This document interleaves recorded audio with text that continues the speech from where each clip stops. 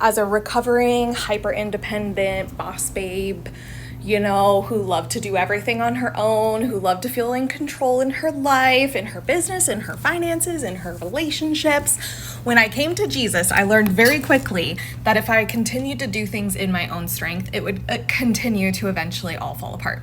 So I started praying the very bold prayer, and it's bold because, like, you know how when you pray for patience, God gives you situations that give you opportunities to be patient? It's kind of like that, right? So I was praying and asking God, like, if it's not your will, my cat's making a ruckus back there. Don't mind my shirt. His fluff's all over me. I started to pray, God, if it's not your will, then prevent me from doing it. Like, if this is not something you want me to be doing, put the obstacle in my way, course correct me. Like, I only want to be walking in obedience to you. Like, if this is not your will, don't let me do it.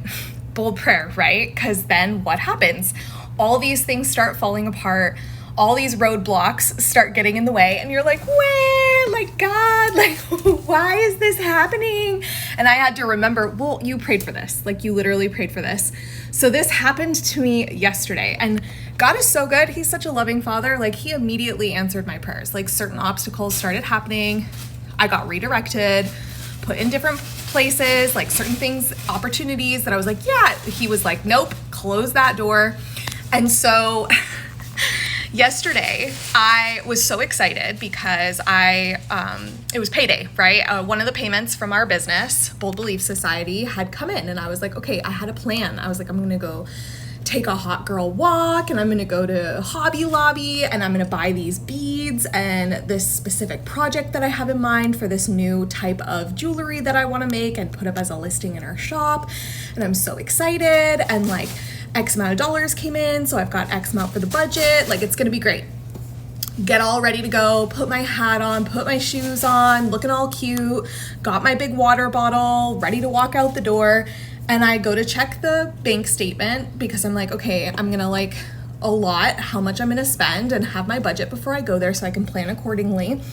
And I open up my bank account, and like $200 is missing. And there's this pending transaction that I don't recognize. And I'm like, what is this pending transaction? So I take a screenshot and I send it to my husband because we have joint bank accounts. And I'm like, hey, was this you? Like, I don't recognize this. And he's like, no. And I've been getting these text message notifications all day that like there's there's fraud happening on our bank account. He's like, I'm actually on my way to the bank right now to try to sort it out and like talk to them. And I was just like, okay. So I took my shoes off. I took my hat off, admitted defeat, and put my pajamas back on and went and sat on the couch, and I started to pray.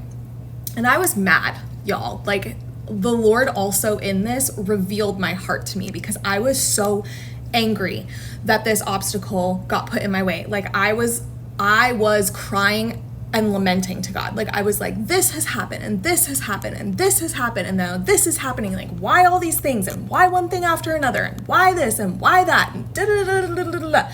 And I was just being really honest with God, like, what is going on?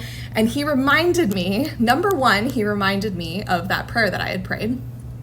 And number two, Holy Spirit was really strongly convicting me of like, you're so selfish.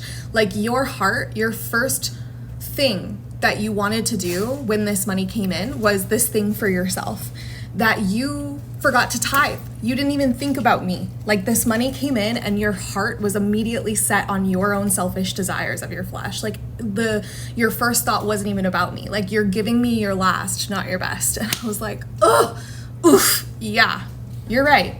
You're right. So I ended up being on the phone with the bank for an hour, and there was like, it was so funny because I was like, why did this transaction even go through for this like $200? Why didn't you protect me from this? And then when I called the bank, I realized that the people who had my card number had actually tried to pull out way more money, like thousands of dollars. And there was copious amounts of transactions, like over 10 plus transactions that had actually been blocked. And this transaction that was pending for this amount of close to $200, which was actually one of the least amounts. And so the thing that alerted me and made me realize that there was fraud on the account and made me have this conversation and cry out to God and have this conversation with the Holy Spirit that convicted me and showed me my heart and redirected me, because it put obstacles in my path, which is what I had been praying for, was actually a huge blessing, because it could have been substantially worse. And so the thing that God used to redirect me, while it seemed harsh in the moment, was actually really gentle. And I just thought that that was really beautiful, and I had to share it with y'all.